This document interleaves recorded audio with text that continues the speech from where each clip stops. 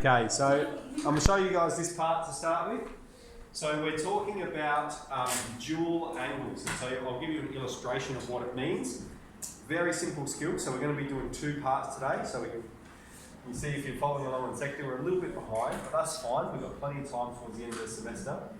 So I'll show you this, and then I think we'll spend maybe 10 minutes doing it, because it's a really short, sharp exercise, and then I might show you the next part and I'll write it up properly. Maybe I'll try put some up there.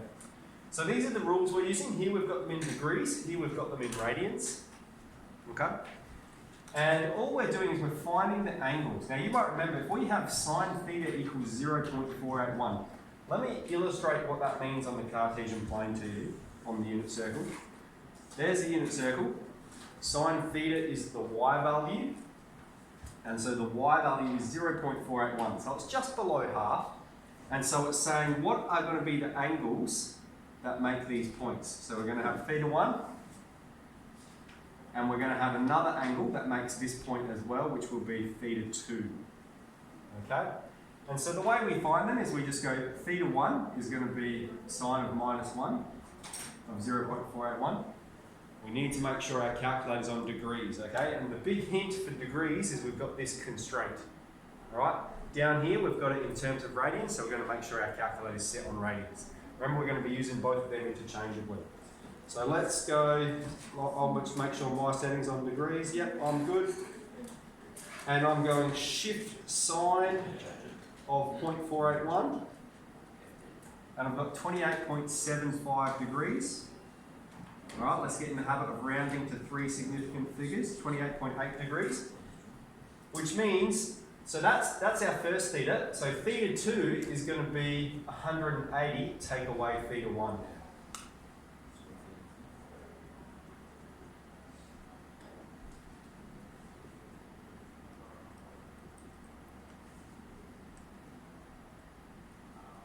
$151.2 degrees. Okay, so that's our process.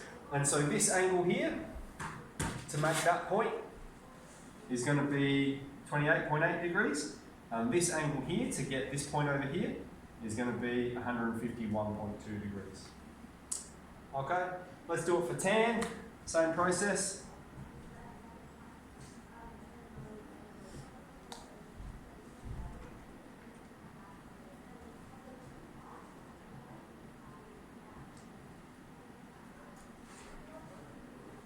$80.5 degrees. So that's theta 1. And for tan, it's going to be 180 plus theta 1.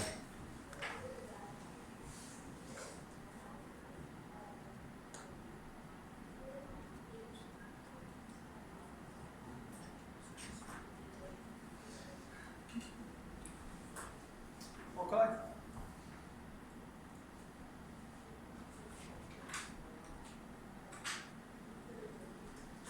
Okay, now in this second question, we're dealing with radians, because we've got 0 to 2 pi. So that means we're using these formulas, because they're the formulas for radians. And again, let's describe what we're finding. Here's our unit circle, and we're finding when cos theta, so when the x-coordinate is minus 0.74, so probably about here. So we're going to find this angle and this angle. Alright, so it's going to be that one and that one. We've got theta 1 and theta 2. So theta 1 will be cos of -1 of 0.741. Now we've just had our calculator in degrees. Make sure you change it to radians. Make sure you change it to a big rad. And cos of 0.741. I've got it's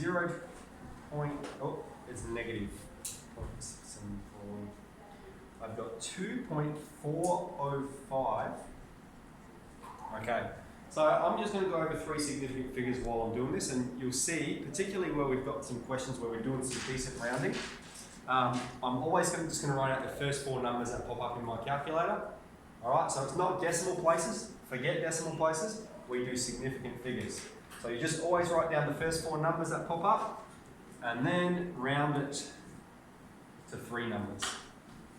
Okay, so we've got 2.41 radians. So we need a C for radians, and And then theta 2 is going to be, now we're dealing with cos, it's going to be 2 pi take away theta 1. So theta 2 equals 2 pi, take away 2.41. Chuck that in our calculator. And I've got 3.873. And 3.87. Okay.